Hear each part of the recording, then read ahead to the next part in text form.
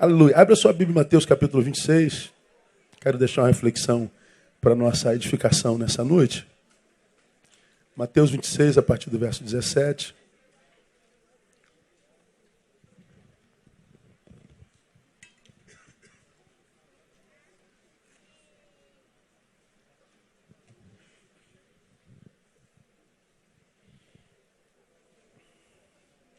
Nós vamos ler de 17 a 30, mesmo sentados. Vou explicar a você por que eu estou pregando essa palavra hoje. Tem um dia da semana que eu respondo meus e-mails. Você já me ouviu falar isso aqui umas 10 mil vezes. Eu recebo em torno de 1000 e-mails semana. Eu não consigo responder 300 semana. Não consigo ler todos. Não tem como atender a todos. Eu não tenho rede social, então o meio de falar comigo é pelos e-mails. Então eu vou passando os olhos nos e-mails, vou vendo os mais graves, vou vendo os mais contundentes e tento responder dependendo do conteúdo do mesmo.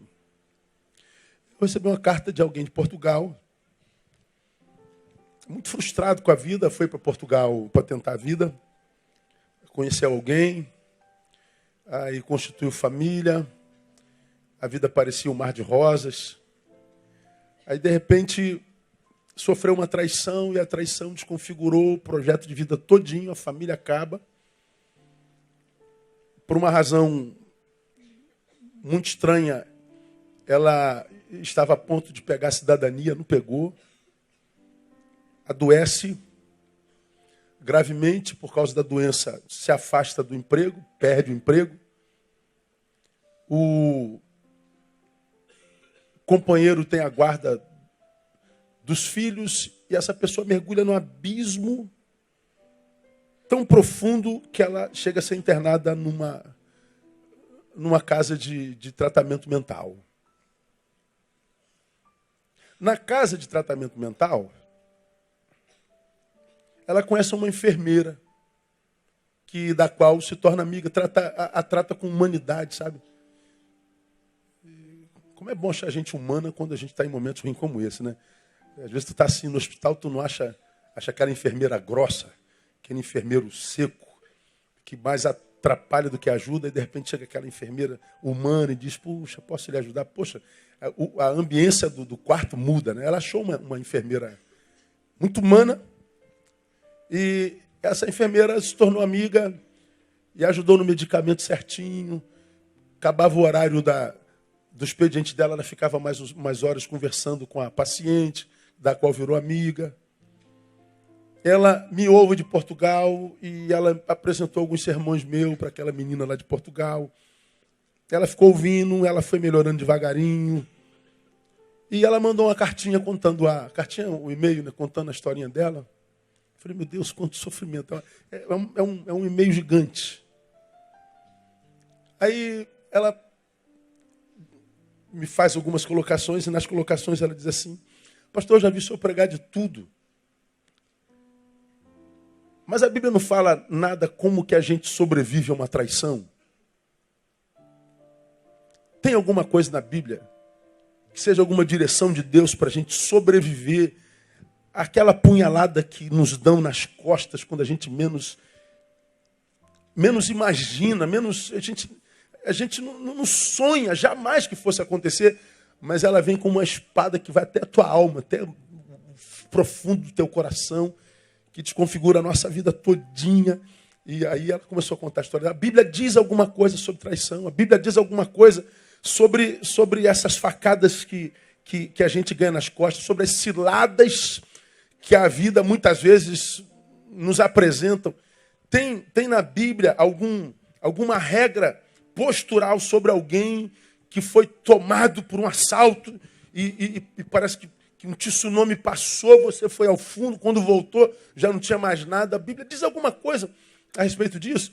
E aí eu respondi a ela assim, dentro da minha questão, eu falei, eu digo mais, não só tem, como fala de outras traições, ou seja, aquelas que o sujeito acha que viveu e não viveu, por exemplo.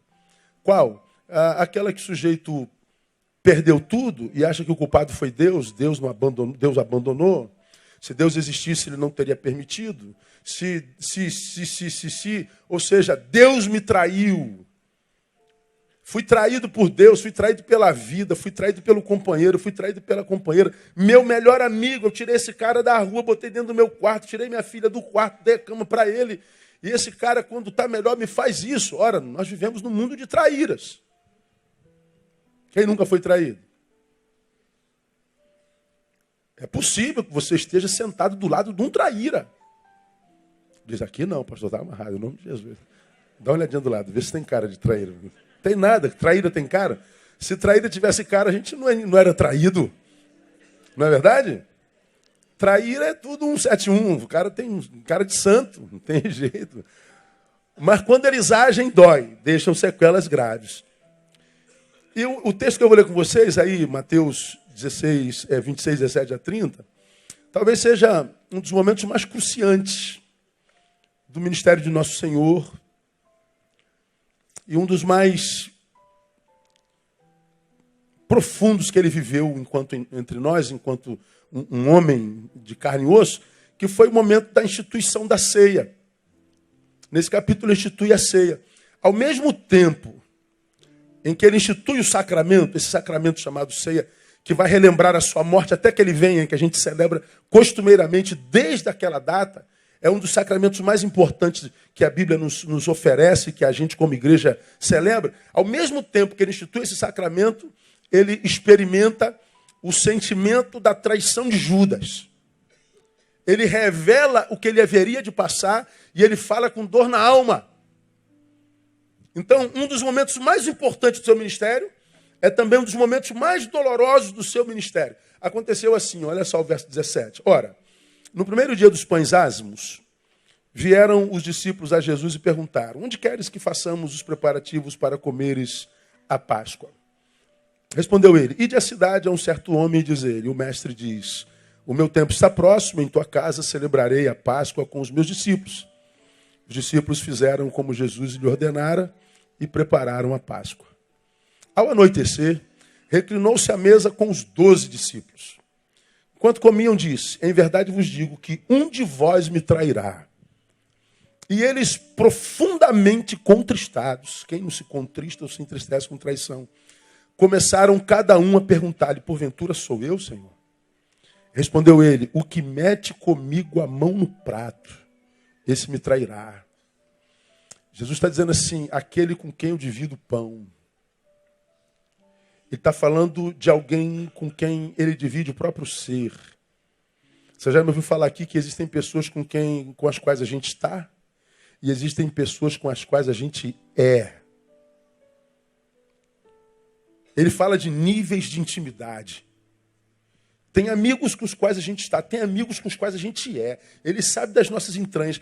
Aquele tipo de relação que você conhece bem, que a gente desenvolve com alguns, que a gente trava diálogos que não precisam de palavras. Você olha para ele e... vem cá, brother, o que está vendo? Não, estou bem, não está bem nada, te conheço. Conheço as ruguinhas do teu olho, os teus pezinhos de galinha, rapaz. Eu sei das marquinhas da tua testa. Você sabe do que eu estou falando, sim ou não? Alguém tem amigo assim? Deixa eu ver quem tem amigo assim. Ó, um pouco de gente. Você olha para amigo, você olha para o amigo. André às vezes senta aqui e olha assim. O que foi, meu? Fulano não está bem, não. Eu falei, como é que você sabe? Eu conheço. Essa amizade que dispensa a necessidade da fala. Porque já se confundiram nos afetos. Não tem nada a ver com sexualidade, não. É amizade mesmo. É partilhamento de alma. Jesus está dizendo, aquele com quem eu partilho o pão.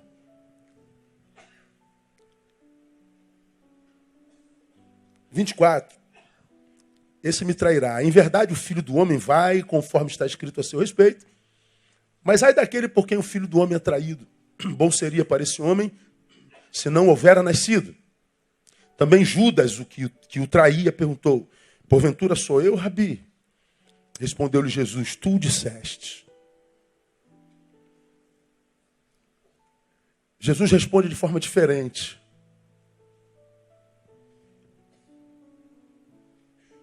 Sou eu que vou traí-lo? Você é quem está dizendo. como quem diz, é verdadeira a tua afirmação. Mas veja lá, a história continua. Enquanto comiam, Jesus tomou o pão e, abençoando, o partiu, deu aos seus discípulos, dizendo, tomai e comei, isto é meu corpo.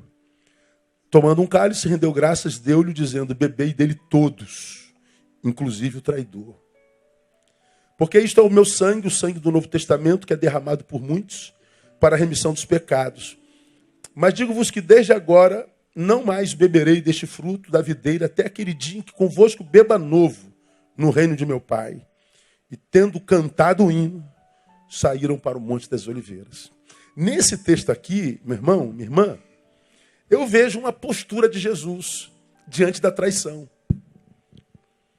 A gente aprende com Jesus como é que a gente pode sobreviver à traição.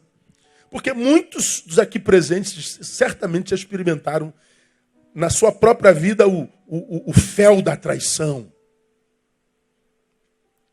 E alguns desses féis, ou seja, o fel da traição, ou as sequelas da traição, as sequelas da decepção, às vezes produzem uma sequela tão profunda que algumas pessoas não conseguem jamais se recuperar. No caso da portuguesa, ela foi parar num manicômio. Alguns não vão parar no manicômio, mas nunca mais voltam a ser os mesmos. Nunca mais voltam a acreditar, nunca mais se entregam.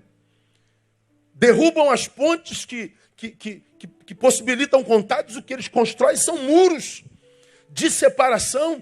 Por quê? Porque a sequela da traição roubou desse sujeito que ele era em essência e, portanto, os sonhos que um dia teve.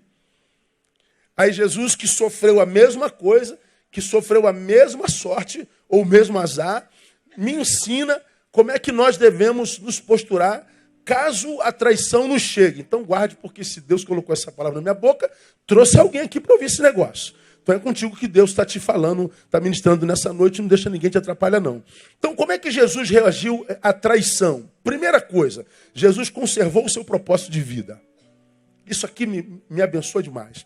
Nos versículos 27 e 28, nós vemos Jesus dizendo assim, tomando um cálice, rendeu graças, deu-lhe dizendo, bebei dele todos. Porque este é meu sangue, o sangue do Novo Testamento, que é derramado por muitos para a remissão dos pecados. Jesus está dizendo, bebei dele todos. Esse é o sangue da nova aliança. Ele está dizendo, eu vim para um propósito. O meu propósito é remir a humanidade de seus pecados. E não é nem dos pecados que eu quero falar hoje. Eu estou falando do Jesus que, a despeito da facada, a despeito da dor que lhe esperava, ele não mudou o rumo da sua missão. Ele não largou o seu propósito. Para que você nasceu, Jesus? Eu nasci para remir pecado. E o que você vai fazer com essa dor? Eu vou continuar sendo o que eu sou. Pois é aqui que começa a dificuldade da maioria dos que são desconfigurados na traição. Você vinha muito bem, tinha a rédea da tua agenda na mão. Você encontra com gente, com pessoas que parece que enriquecem a jornada. Você divide carga, você se entrega, você dá o teu melhor. E você então caminha por um certo tempo. Alguma coisa acontece nesse caminho sobre a qual você não tem ingerência, você não tem poder sobre o coração do outro é terra que ninguém pisa. E você continua sendo o mesmo fiel. E num determinado momento da história, esse alguém com quem você dividiu o seu ser desvaloriza, desconsidera completamente o que você deu a ele e, como o pior dos inimigos, te rouba. E o que acontece? Você que está na jornada, tem uma missão, continua nela e por algum momento você para, porque a decepção, o baque, a dor, a angústia, a perplexidade, dizendo melhor, te paralisa e desconfigura a nossa gestão. O controle que a gente tinha do Cronos e da própria vida. A gente então, porque perdeu o controle momentaneamente, a gente larga a rédea da história, a gente larga a rédea da missão e a gente paralisa para curtir a dor, para tentar entender o que aconteceu, por que aconteceu, por que ele fez isso, por que ela fez isso, por que Deus permitiu isso, por que a vida preparou isso para mim, por que essa catástrofe aconteceu sobre mim, Pois é, eu acho que pensar a dor é inteligente. O que não é inteligente é, por causa da dor, abrir mão da missão. Por quê, meu irmão? Se eu estava na missão feliz, com ou sem ele, minha vida tinha sentido não por causa dele, mas por causa da missão. Porque eu cumpri a missão como cumpria. Deus deu essa companhia, Deus deu essa coisa que me enriqueceu. Mas porque eu estava em missão. Eu estava a caminho. A vida fluía. E eu a valorizava, fazendo dela algo produtivo. Pois é, a traição chega e eu desconfiguro a minha história futura. Eu paro de caminhar rumo ao alvo e eu passo a tentar entender o que aconteceu. E isso é bom. Agora, você que de repente está aqui parado, nesse exato momento, traída, guarda uma coisa, se a tua traição foi por um outro, nós não temos ingerência sobre o coração alheio nem a cabeça dele. Porque hoje o ser humano é tão doente, a gente vê isso toda hora. Por exemplo, vamos colocar o caso de um marido e de uma esposa. O marido traiu a mulher. A esposa é tomada por perplexidade. Ela tenta entender por que o marido fez isso. Ela não consegue entender. Ela não consegue se curar tão fácil, algumas não se curam nunca mais. E às vezes ela vai interpelar o marido para tentar entender. O marido, ao invés de baixar a cabeça e admitir o erro, ainda lança sobre a mulher a razão da sua traição. Eu fiz isso por causa de você. Veja, a pessoa já está sequelada pela dor da ruptura. A pessoa já está sendo esmagada ou torturada pela faca que lhe foi imposta pelas costas. E ainda tem que sofrer o dano de ser o culpado porque o sujeito pegou a faca e enfiou. E aí, como você já me ouviu falar, a culpa se torna mais dolorosa do que a própria traição. Aí a pessoa tem que se livrar da dor da traição e a dor da culpa, que somatizadas se tornam quase que dores insuportáveis. Então, você que está aqui, ou lá na internet vendo essa ministração, guarda no teu coração o seguinte: já aconteceu, não há mais o que fazer sobre o acontecido. Mas, pastor, eu estou paralisado tentando entender. Põe na sua cabeça, tente entender, mas é possível que você não entenda nunca. Porque coração alheio é terra que ninguém pisa. Então, se eu sei que existe a possibilidade, mesmo tentando entender, de eu não entender nunca, bom, eu preciso voltar para a vida. Eu preciso tomar a rédea da minha vida de volta. Mas, pastor, está doendo muito, vai com dor. Pastor, está muito difícil, supera a dificuldade. O que você não pode é mudar o seu propósito de vida. Porque se você muda o propósito de vida, aquela força que te movia antes da ruptura, ela te é tirada naturalmente, porque ela te era força porque você fazia o que fazia. Porque você parou de fazer o que fazia, aquela força já não te é mais necessária. Você para de produzir. Então tem um monte de gente que está prostrada. Poxa, como eu poderia dar um monte de exemplo para vocês, mas é exemplo dos outros. Quanta gente frustrada tentando entender o que aconteceu, tentando entender por que Deus não interviu, tentando entender de onde veio isso, tentando entender o que propósito esse negócio tem, tentando entender, e estão tentando entender já tem anos e não voltou para a vida até hoje. E vida que não é vivida porque a gente se entregou tentando entender, é vida que não será cobrada lá na frente. Nós só estamos ampliando a nossa dor. Então deixa o Espírito Santo de Deus ministrar no teu coração nessa noite. Se você foi paralisado por causa da ação de terceiros, bom, lamento. Não merecia isso talvez. Mas para de ficar sentindo pena de si mesmo e volte a amar a si mesmo e se ame voltando para a vida. Porque quando você voltar para a vida, o Deus da vida começa a abençoar a tua vida de novo, em nome de Jesus. Catou que alguém fala assim, ó, deixa Deus ministrar no teu coração nessa noite, meu irmão. Jesus conservou o seu propósito de vida. Cara, tá doendo pra caramba. Eu falei aqui domingo, outro dia aí, tem dia que a gente tá ruim mesmo, né? Tem dia que a gente não quer nem acordar. Tem dia que você acorda e você quer viver 200 anos. Tem dia que você acorda e não queria ter acordado. Aí o que você faz? Não estou afim, não quero trabalhar, não quero ver ninguém. Estou mal, estou mal-humorado. Estou de mal com a vida. Ok, mas hoje é segunda-feira, filho, está empregado, não está? Então se vira, acorda e vai. Vai fazer o quê? Vai explicar para o português que você não vai. Ó, estou mal-humorado hoje, o chefe, não vou não. Ah, tá bom, filho, pode ficar, volta quando o ônibus voltar, você volta a trabalhar. É assim que acontece? Não é? Então, meu camarada, com o trabalho a gente não faz assim.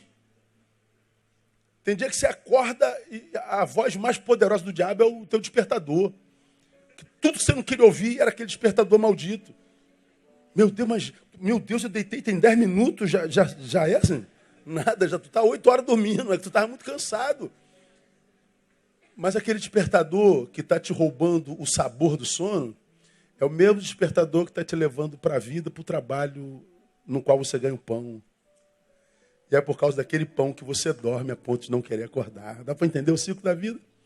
Não dá para paralisar a vida. Disse naquele sermão que tem dia que eu acordo e não quero ver ninguém, mas eu tenho que ver gente todo dia.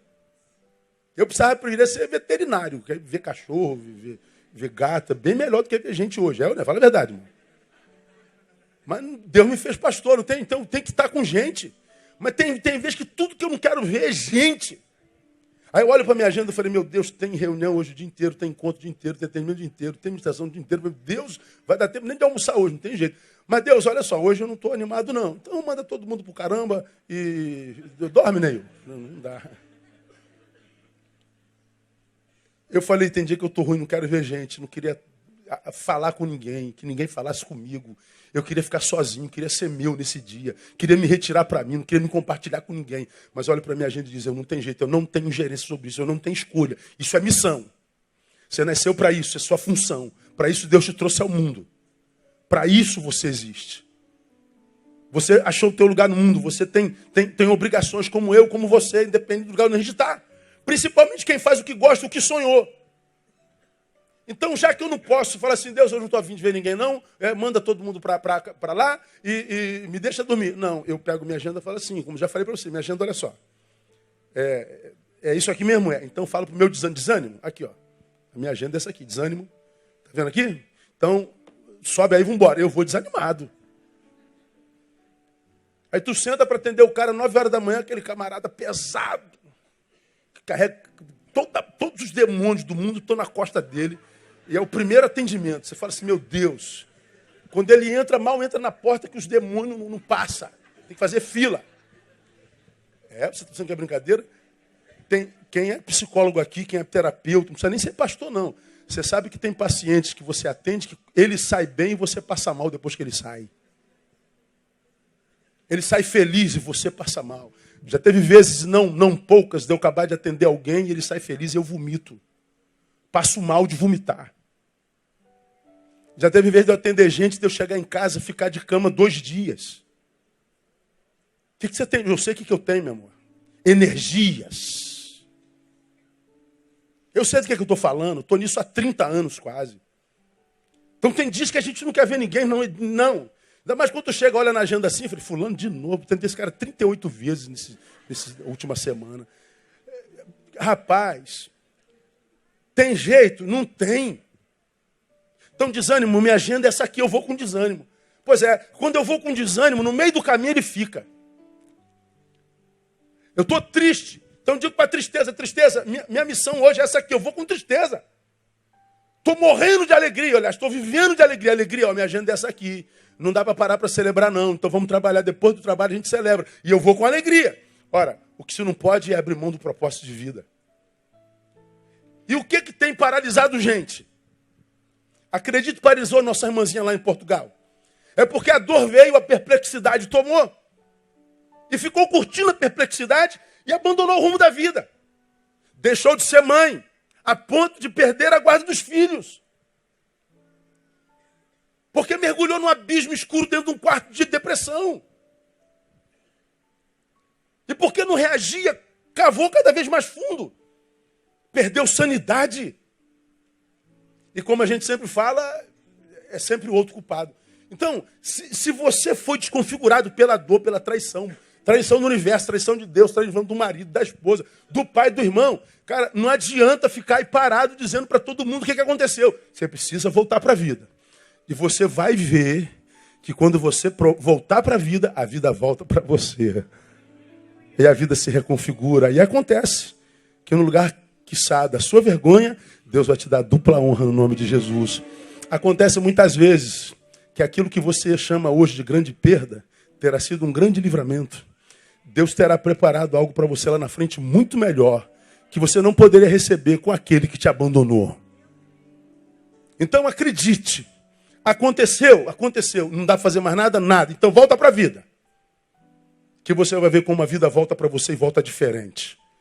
Você vai ver como o que te faz chorar hoje, lá na frente, curado, você vai olhar para o mesmo lugar e você vai glorificar a Deus por aquilo ali. Ah, eu poderia dar 1 milhão de exemplos. Como eu tenho visto isso acontecendo todo dia. Então, o que eu faço quando eu fui traído? Faz o que Jesus fez. Conserva seu propósito de vida. Tem uma outra coisa que Jesus fez. Jesus entregou os seus sentimentos a Deus. No 24 ele diz assim, ó. Enquanto comiam, Jesus tomou o pão e abençoando partiu, deu aos seus discípulos, de tomar e comer, é o meu corpo. É o 24. Em verdade, o Filho do Homem vai conforme está escrito a seu respeito. Mas ai daquele por quem o Filho do Homem é traído. Bom seria para esse homem se não houvera nascido. O Filho do Homem vai conforme está escrito a seu respeito. Ele está dizendo, o meu Pai tem um projeto para mim. Então, acontece comigo o que ele permite que aconteça. Agora, ai daquele por quem o Filho do Homem é traído. Por quê? Porque Deus tem um projeto para ele. E você tenta trair alguém para quem Deus tem projeto, então é com Deus que você vai se ver. O que Jesus faz? Jesus entrega os seus sentimentos a Deus.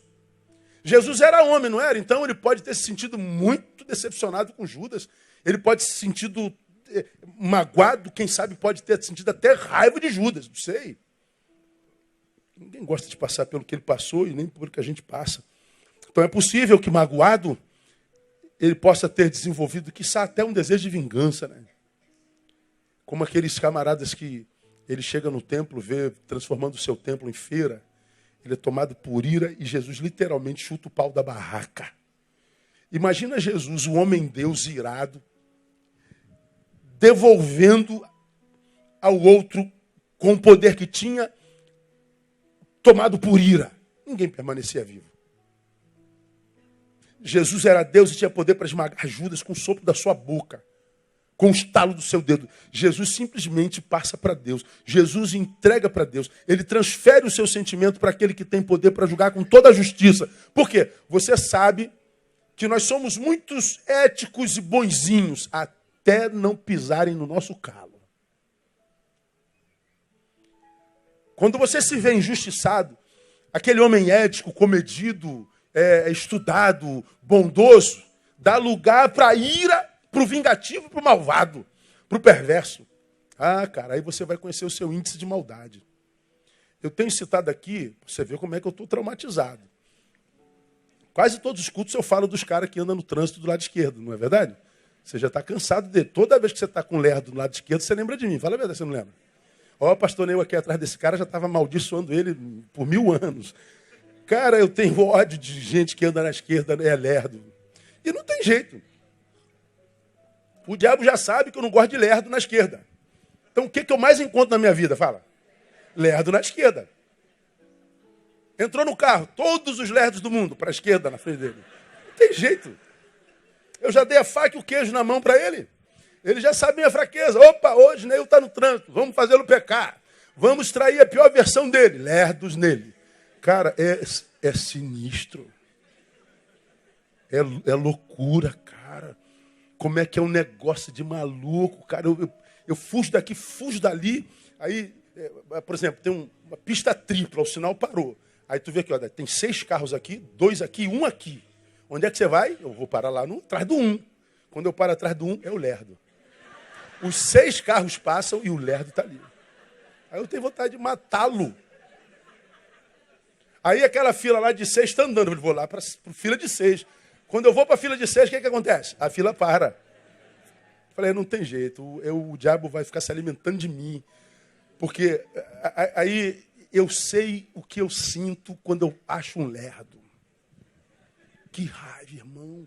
É sério, tô brincando não, é sério. E, rapaz, eu tenho vontade de passar, abrir o vidro, xingar ele, a mãe dele e tal. Às vezes eu não faço porque eu sou muito conhecido. Vai que eu falo, seu safado, vagabundo, lerdo do inferno. Paz do Senhor, pastor Ney, vai. Aí, olha o mau testemunho. Aí me mata, me quebra geral. Eu acho que se eu não fosse famoso, cara, eu ia ser ruim.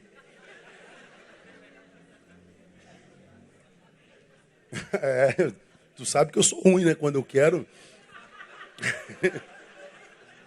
Ela me vê dirigindo, né? Como é que o carro é o lugar do meu pecado? Não tem jeito. Então, cara, eu fico assim, irado e dá vontade de fazer alguma coisa. Por exemplo, um outro exemplo mais grave. Compartilhei com o auditório da manhã. Nós temos um irmãozinho na nossa igreja chamado Leandro. Há uns meses atrás, 4, 5 meses atrás, a mãe dele, com mais de 70 anos, foi presa em casa. Porque teve um problema de homônimo, uma mulher com o mesmo nome dela. Cometeu um crime, foram buscá-la em casa, ela ficou presa 3 meses. Na primeira semana já sabiam que ela não era a bandida.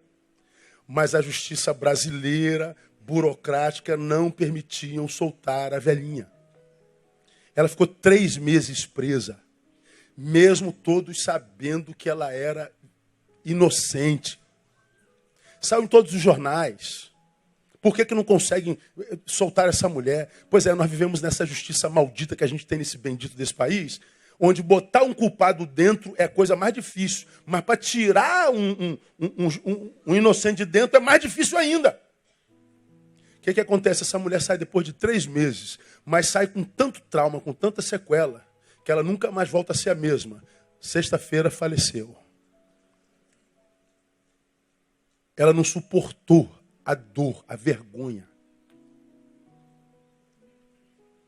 Filho abandonou o trabalho para cuidar da mãe porque saiu sequelada, infartou, ficou em coma algum tempo. Nunca mais foi a mesma. Providenciamos o sepultamento, indicamos um advogado para botar o Estado na justiça e tudo mais, por causa da injustiça desse Estado. Eu sei o que eu sinto de raiva quando eu vejo uma história dessa. Eu sei o ódio que me habita, que se não controlado, um dia eclode. Todos nós carregamos esse ódio dentro. Todos nós somos capazes de fazer justiça com a própria mão. Diga que você nunca teve vontade de pegar no pescocinho de alguém e fala que não. Pensa no teu chefe agora, fala que não dá.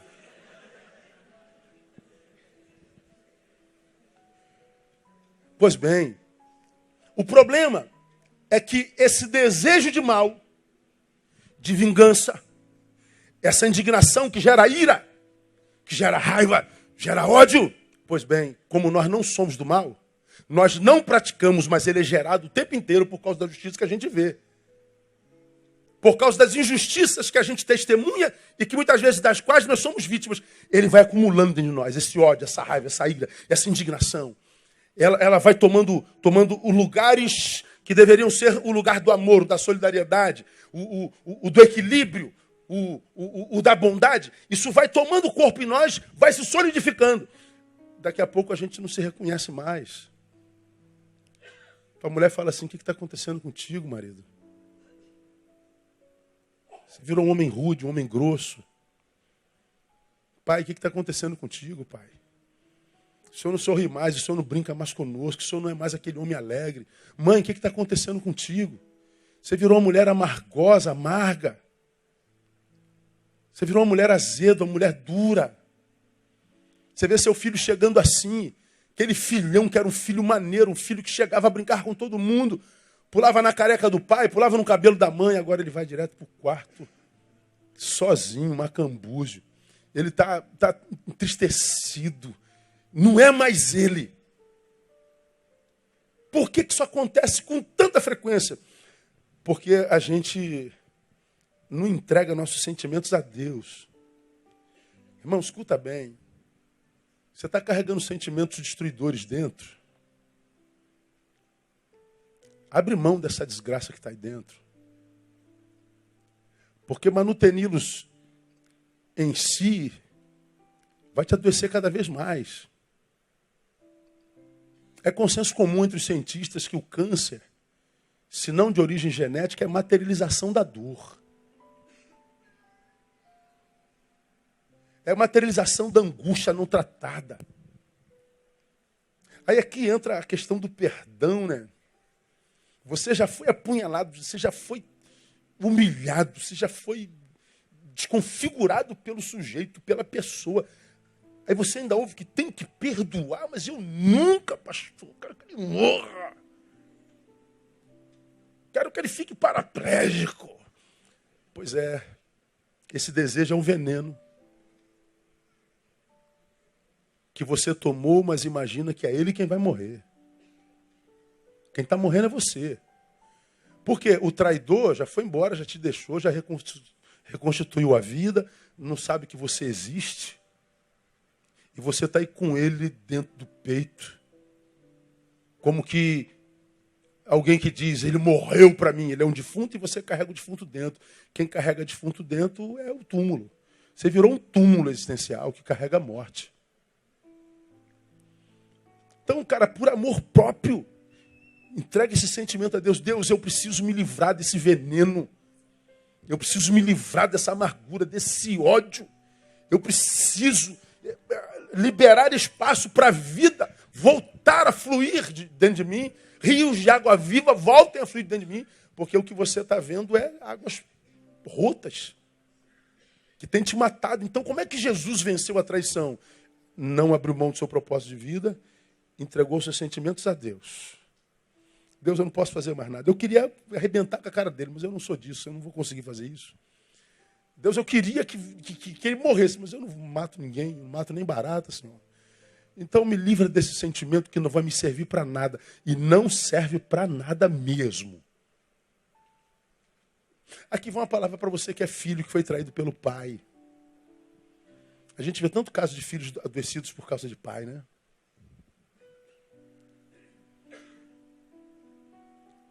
Você que devia ter sido amado pelo seu pai foi traído por ele, abandonado por ele. Você que devia ser o alvo do seu amor foi o alvo da sua indiferença. Indiferença mata. Eu não sei como é que é viver sem amor de pai. Mas eu sei que é possível. Porque eu conheço um monte de gente que nunca viu o pai. E tem estima. Resolveu, uma vez que não tem o amor do pai, imprimir amor por si mesmo. Ao invés de ficar chorando o amor que não teve, resolveu produzir um amor que precisava. Então, de repente, você está aqui, ó, vítima do pai, vítima da mãe. E toda vez que senta, chora, e o choro é a lembrança do pai algoz, da mãe algoz. E você, então, vai ficar alimentando esse choro que te adoece, e a doença que é alimentada por esse choro. Ora, o que fazer sobre a ausência do pai? Eu já preguei aqui falando sobre família, que é muito duro lidar com a ausência do pai. É mais fácil lidar com um pai morto, ausente, do que um pai vivo, ausente. Agora, a ausência é a mesma. Então, se seu pai não amou, ame-se. E toca a vida. Que lá na frente, teu pai se arrependa por ver você lá em cima, cheio de vida, e ele não teve participação nenhuma nessa história. Porque o maior castigo que se dá a um pai que não conseguiu, por egoísmo, amar o próprio filho, é se transformando no melhor filho que um pai poderia ter. Quer castigar teu pai? Se transforme no melhor ser humano que você pode. Que ele vai ver você lá em cima, agora maduro, e diz, caraca, eu não tive participação nisso. Então, eu acho que, como você me tem visto pregar aqui, um amor mais importante que a gente pode ter na vida é o próprio. Entrega teus sentimentos a Deus. Jesus fez mais. O que mais Jesus fez? Jesus encontrou consolo na presença dos amigos. Bom, domingo que vem seria o culto dos amigos. Vai ser. Que dia que é o dia do amigo? Domingo que vem, se eu não me engano, acho que é dia 20, isso não é? Dia 20 é sexta-feira. Mas no domingo, dia 22, a gente vai celebrar a nossa amizade. Porque amigo é um bichinho que entrou na lista de extinção. Agora, quem tem o seu, guarda. Porque amigos são presentes de Deus. Nesse versículo aí, nesse capítulo da ceia, no versículo 20 está escrito assim, ó, ao anoitecer reclinou-se à mesa com os 12 discípulos.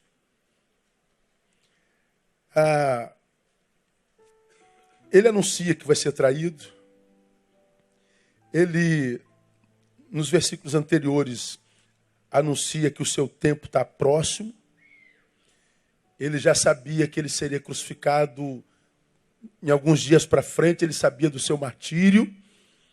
E ele resolve terminar os seus dias na presença de amigos. O versículo diz que, ao anoitecer, reclinou-se à mesa.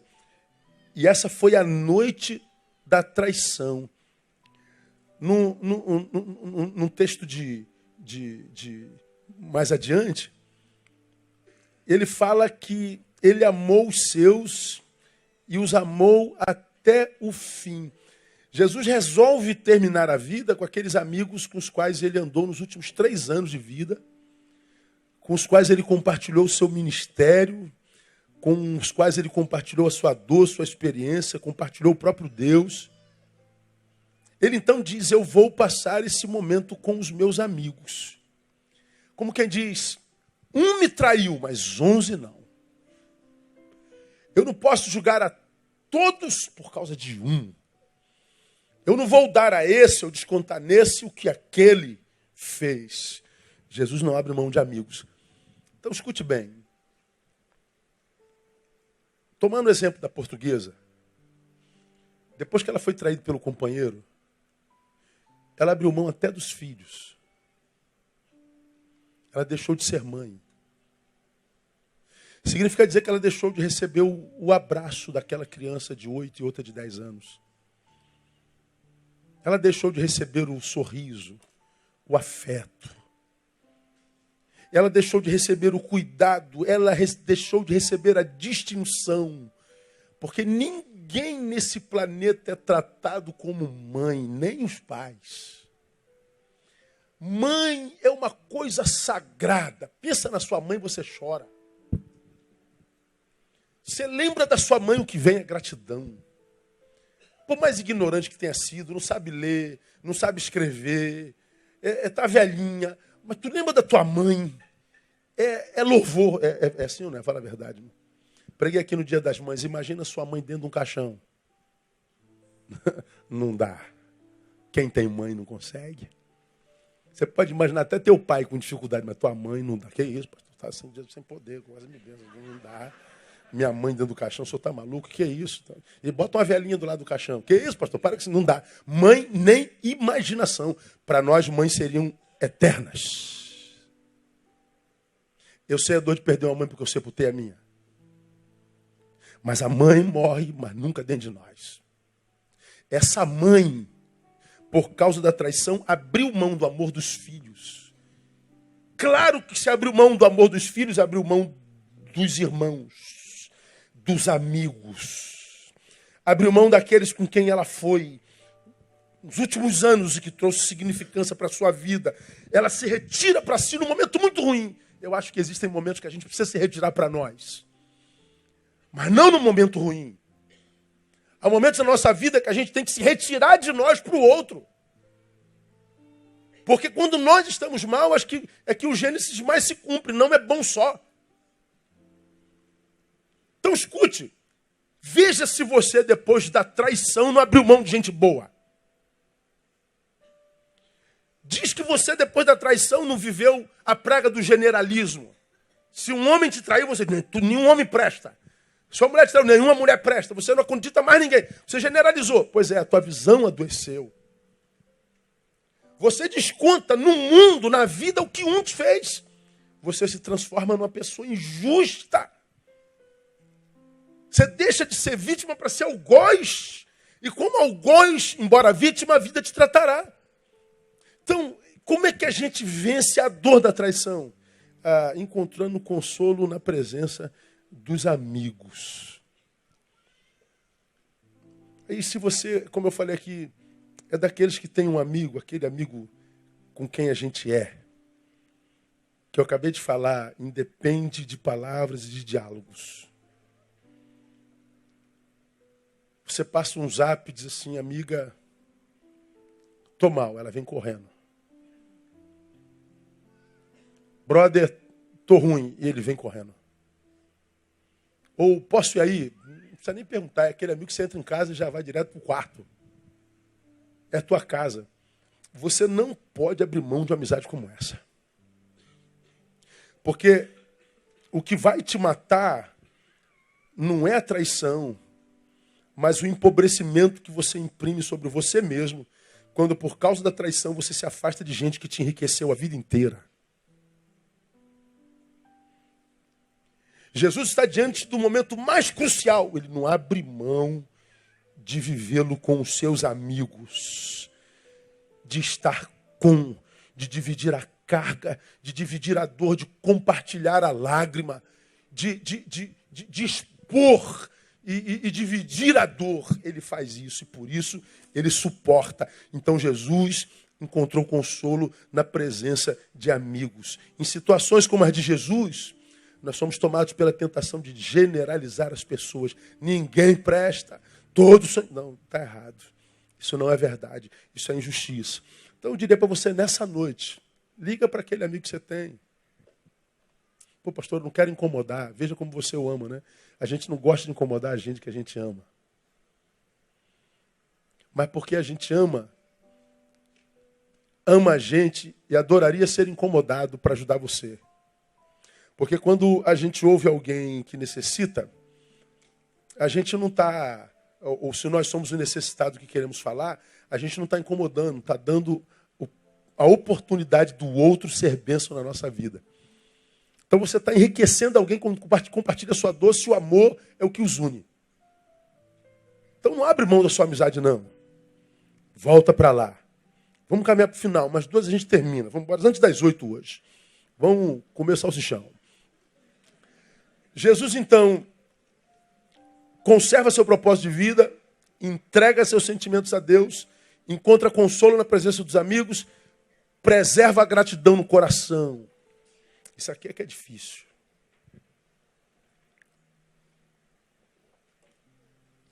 Todavia, quando você diz que uma coisa é muito difícil, você está dizendo que ela não é impossível, né?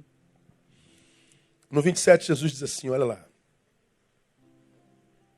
Tomando um cálice, rendeu graças, deu-lhe dizendo, bebei dele todos. Um de vocês me trairá. Jesus sabia o que ia passar. Jesus sabia onde é que aquela traição levaria. Jesus sabia da dor que sentiria no corpo, na alma, na cabeça, do lado, nas mãos, nos pés. Jesus sabia onde é que aquela traição levaria a carregar o peso do pecado de toda a humanidade. Jesus sabia do seu futuro doloroso, mas ele diz, rendeu graças. Ele agradece. Na noite da traição, tendo dado graças.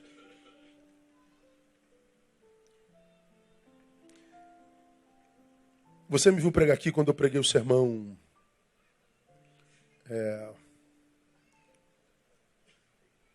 Existo, logo sofro. Faço a analogia da palavra de Descartes. Penso, logo existo.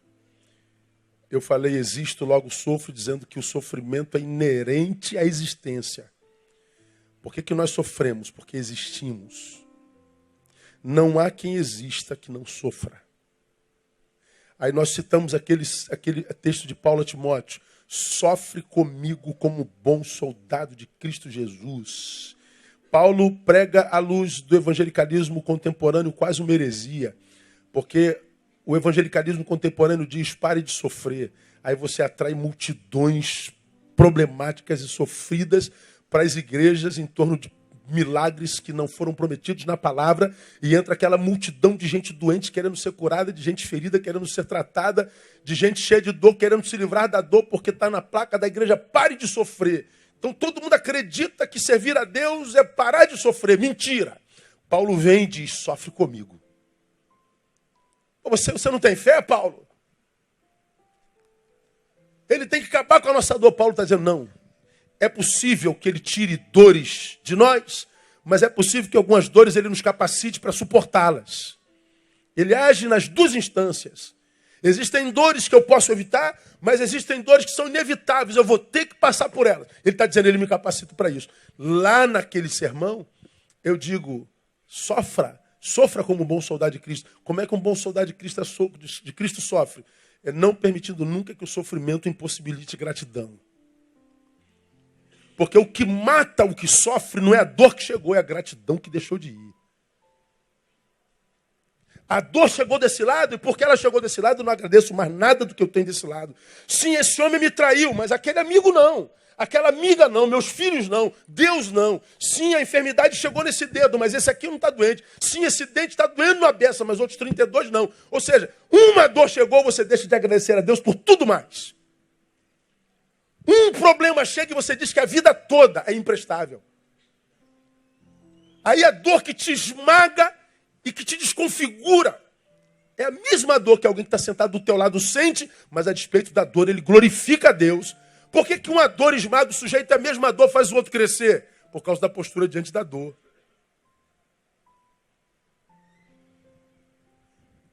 Jesus agradece, tendo dado graças. Ok, você foi ferido, você foi traído, você foi tomado por perplexidade. Mas veja se no meio desse entulho todo aí de dor, não tem uma coisa pela qual vale a pena agradecer ao universo. Agradecer a Deus. Veja se não tem uma coisinha aí no meio. Você vai ver que tem não só uma, tem duas, tem 10, tem 1000. Mas você não produziu 1000 gratidões. Você deixou de oferecer 1000 louvores porque você estava totalmente sequestrado pelo egoísmo produzido pela dor que te alcançou. Então, se você se prostra, não é por causa da dor que alcançou, é por causa do egoísmo que te abraçou. Pastor, a Bíblia não fala nada sobre como se portar na traição. Fala que a gente tem que preservar a gratidão no coração. Porque gratidão, você já aprendeu, não preciso falar. Gratidão é a palavra grega que traduzida, que vem da palavra grega chariti. A palavra chariti é a extensão da palavra charis. Charis é graça.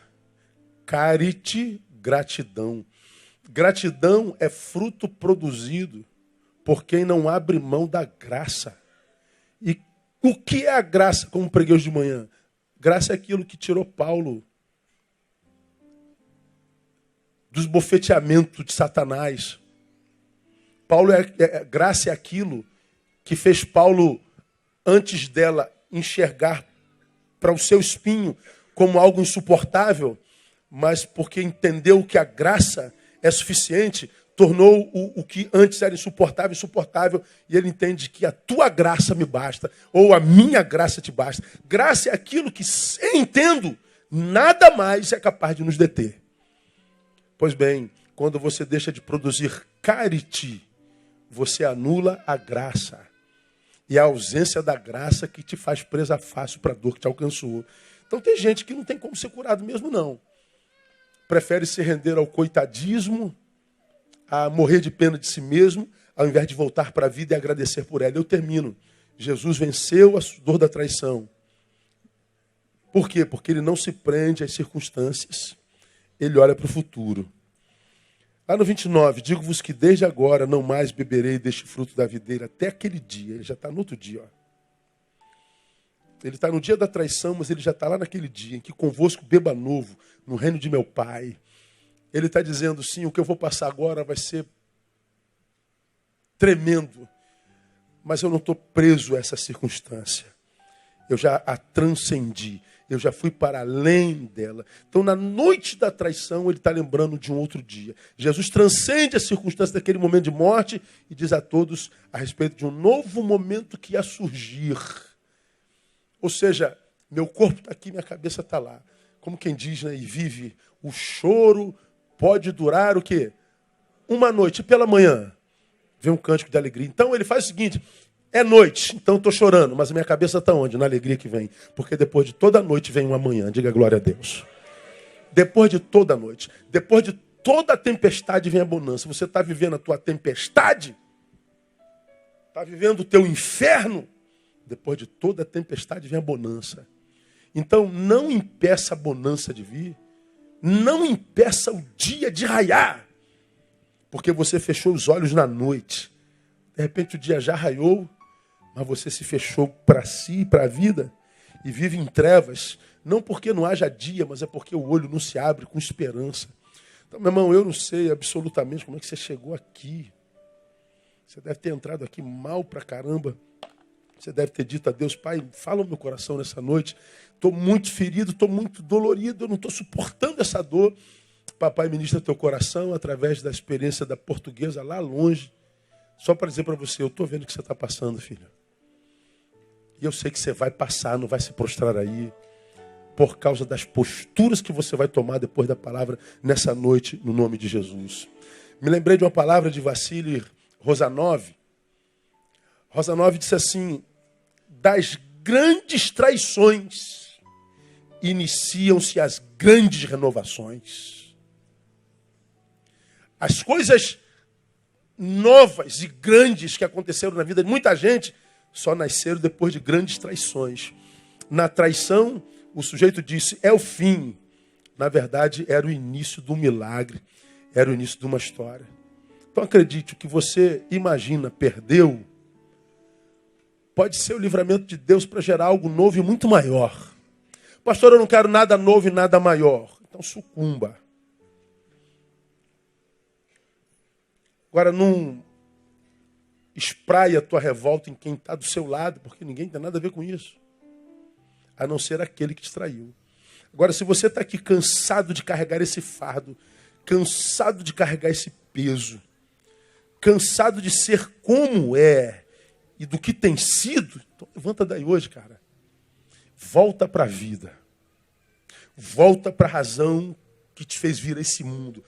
Volta para a vida, que a vida volta para você, no nome de Jesus. Eu quero profetizar que Deus, nessa noite, está dividindo a tua história. Você entrou vítima dela, vai sair daqui escritor de uma nova história nele, no nome de Jesus. Curva a sua cabeça. Vamos orar.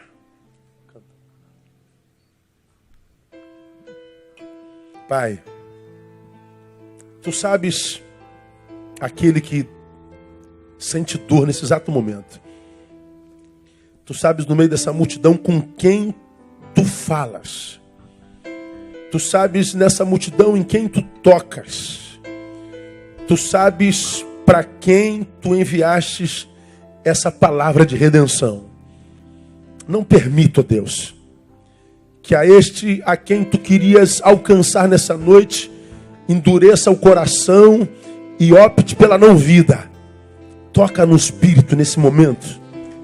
E que ele se levante desse lugar, ó Deus, para uma nova vida, para uma nova experiência contigo.